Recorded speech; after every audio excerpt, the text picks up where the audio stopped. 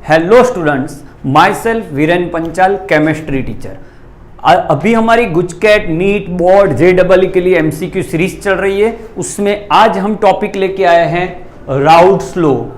Mistake हो गई है, स्पेलिंग मिस्टेक हो चुकी है मेरे एडिटर से, but it's okay. Let go for concept. आपको गुजराती और इंग्लिश मीडियम दोनों बच्चों को पता चले, इसीलिए मैं आपको इसी तरह से पढ़ाऊंगा कि गुजराती वाले भी समझ सके, इंग्लिश वाले भी समझ सके।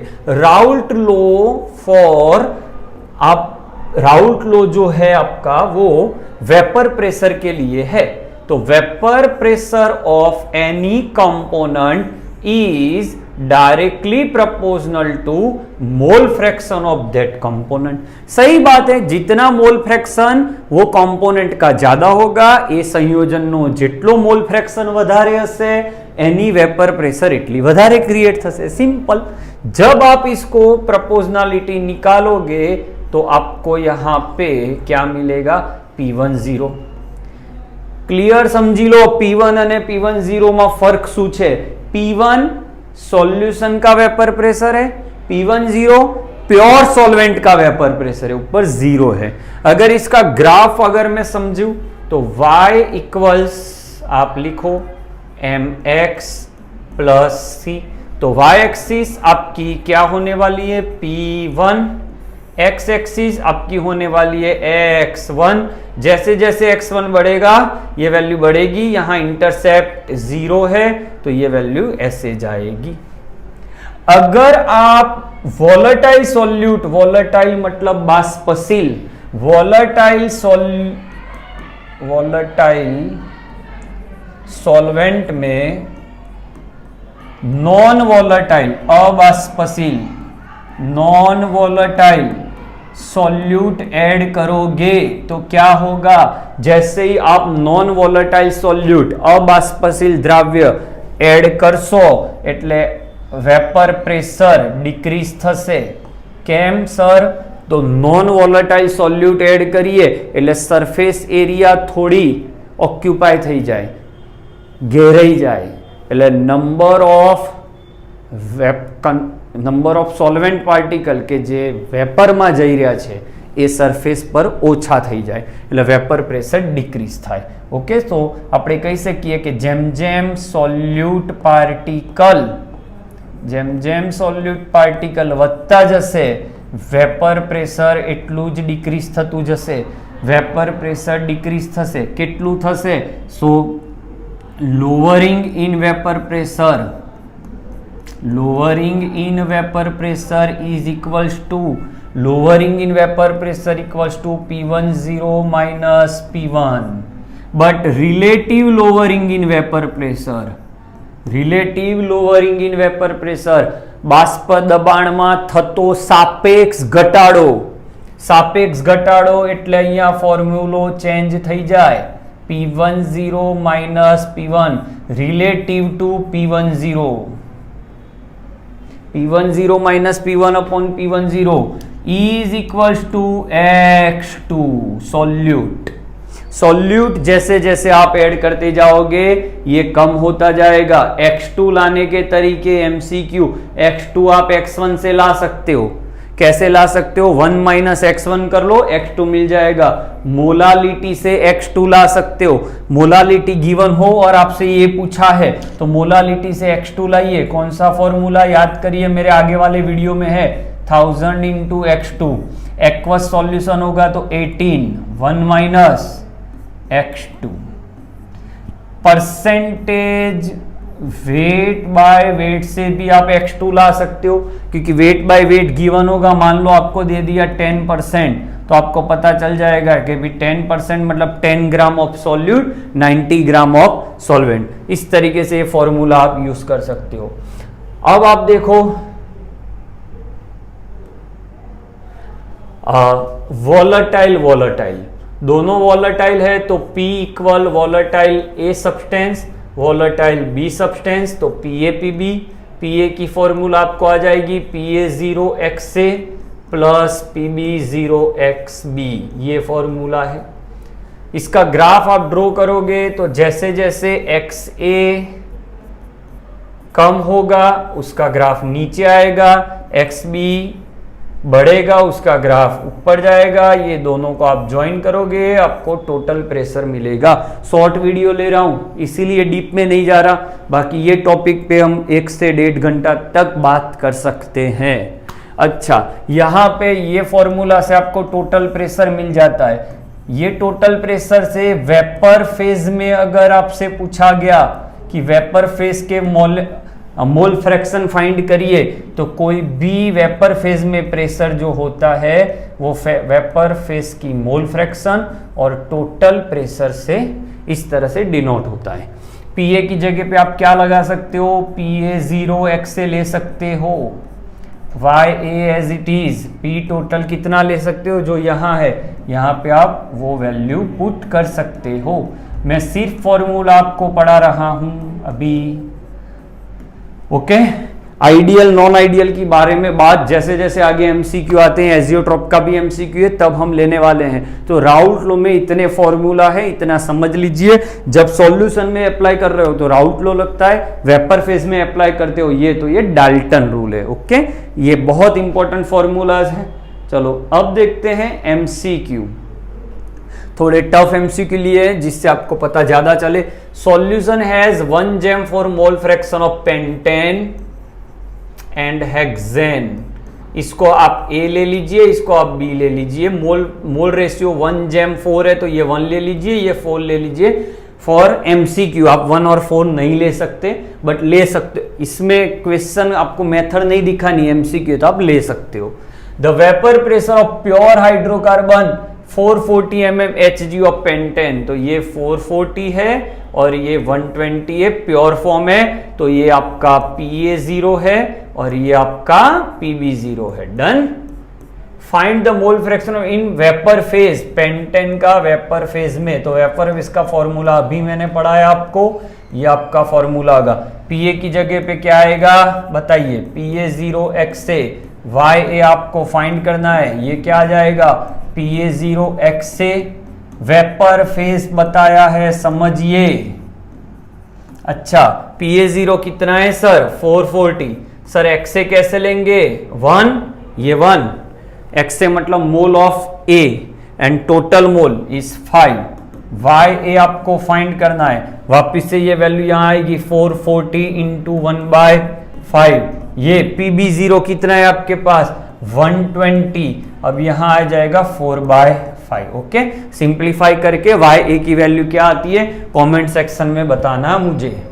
Next question, the vapour pressure of solvent decreased bye, decrease हो रहा है मतलब लोअर हो रहा है, डिक्रीमेंट इस तरह से लिखा जाता है P10 minus P1 10 mm, decrease when non volatile solute was added to the solvent, the mole fraction of solute in this solution, मतलब ये पोजीशन पे मोल फ्रैक्शन आपको गिवन है for solute is 0.2।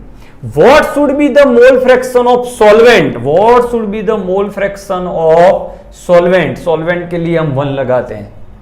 If decrease in vapor pressure is, now P10 minus P1 is 20।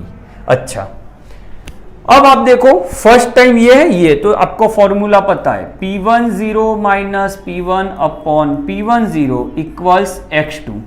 ये matter first time है तो हम इसको फर्स्ट टाइम ले लेते हैं या सॉल्यूशन A ले लेते हैं। चलो, ये मैटर आपकी सेकेंड टाइम है तो P10 माइनस P1, હું ઓલવેઝ કહેતો હોઉં છું બેટા કે જ્યારે જ્યારે તમને બે મેટર આપેલી હોય તો બે મેટરને તમે બે વાર ફોર્મ્યુલા લખીને એનો રેશિયો લઈ લો, इसको इससे रेशियो कर लो तो P10 कैंसल हो जाएगा, ऊपर आ जाएगा आपका P10 minus P1 for A divide by P10 minus P1 B, ये हो जाएगा X2 for A solution and X2 for B solution.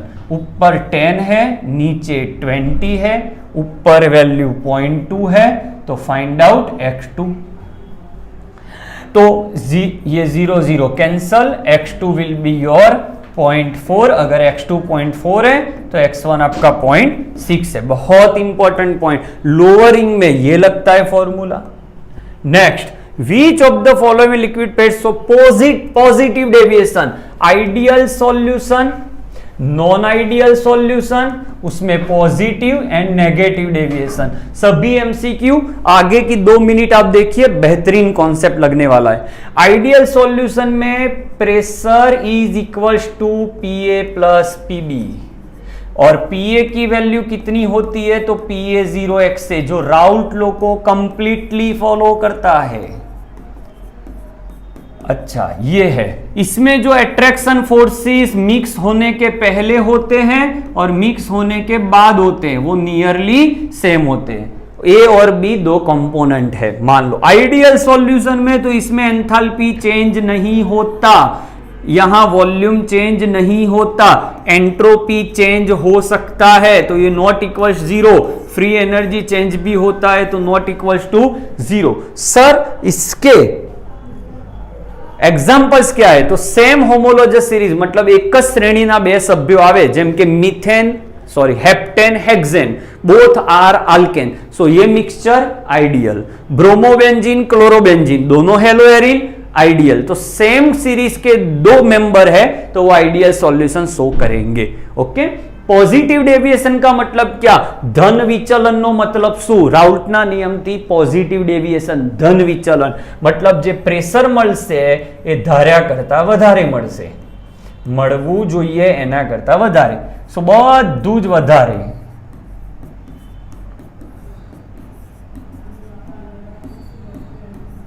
आ रीते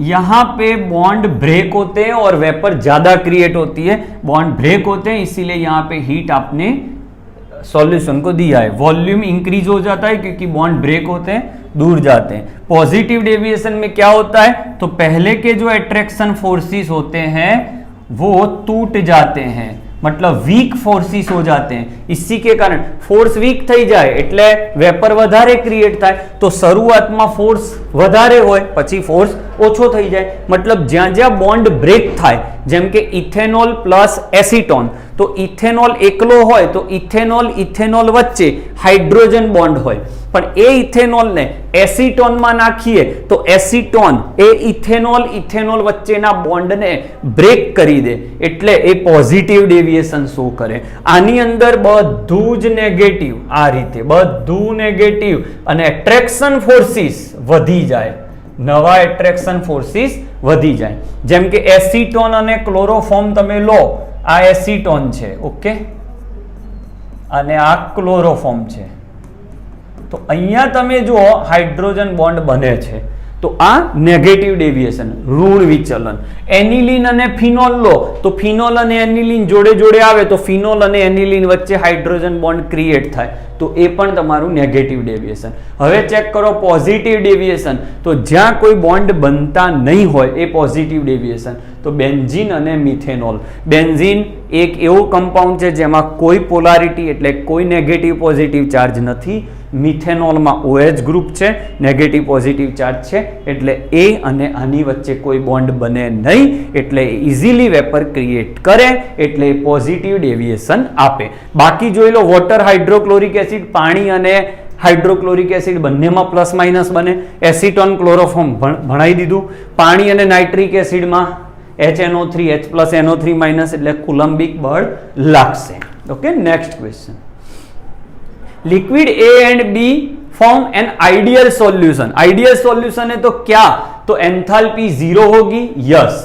एंट्रोपी 0 हो सकती है, नहीं। फ्री एनर्जी 0, एंट्रोपी नहीं, सिर्फ एंथैल्पी 0 होगी। इसके आगे वाले बोर्ड वर्क ने हमने देखा। Next, azeotropic solution two liquids has boiling point lower than either, मतलब A और B है, मान लो इसका बॉइलिंग पॉइंट 100 है, इसका 110 है, तो ये मिक्स होने के बाद मिक्सचर का बॉइलिंग पॉइंट अगर मान लो 90 डिग्री है, तो ये दोनों से इसका कम हुआ, तो मिनिमम बॉइलिंग पॉइंट हुआ, मतलब ये ज्यादा वेपर क्रिएट कर रहा होगा। वेपर ज्यादा क्रिएट कर रहा है, इसका मतलब वो पॉजिटिव डेविएशन शो करेगा, shows positive deviation from routes law. बहुत पावरफुल। अगर ऐसा बोला होता कि लोअर की जगह पे हायर, तो मतलब ये दोनों से इसकी ज्यादा हो जाती बॉइलिंग पॉइंट, मतलब वेपर क्रिएट करने में दिक्कत आती, तो वो नेगेटिव डेविएशन होता। इस तरह से आप एजियोट्रॉप और राउल्ट को मिक्स कर सकते हो। Next aqueous solution of 1 molal, so molality equals 1. Which change will cause the vapor pressure of solution to increase? આમાંથી કયો ફેરફાર કરીએ આ ચાર ઓપ્શનમાંથી તો वेपर प्रेशर इंक्रीज થાય. बेटा वेपर प्रेशर इंक्रीज करने के लिए हमें क्या करना होगा? तो वेपर प्रेशर इंक्रीज करना है ना, तो वेपर प्रेशर आप जानते हो inversely proportional to concentration of solute है. तो आप जैसे जैसे सॉल्यूट ऐड करोगे तो वेपर प्रेशर इंक्रीज होगा. ओके, यहां आप देखो will cause vapour pressure of the to increase. तो आप क्या कर सकते हो? तो एडिशन ऑफ वाटर. क्यों? क्योंकि पानी वो वॉलेटाइल है. जब वो वॉलेटाइल है तो आप समझ सकते हो वॉलेटाइल होने के कारण वो ज्यादा वेपर क्रिएट करेगा. So your answer is D. Solution of acetone in ethanol. अभी मैंने बताया इथेनॉल जब अकेला होता है तो इथेनॉल के दूसरे मॉलिक्यूल के साथ क्या क्रिएट करता है? वो एक दूसरे के साथ, तो यहां हाइड्रोजन बॉन्ड क्रिएट होता है.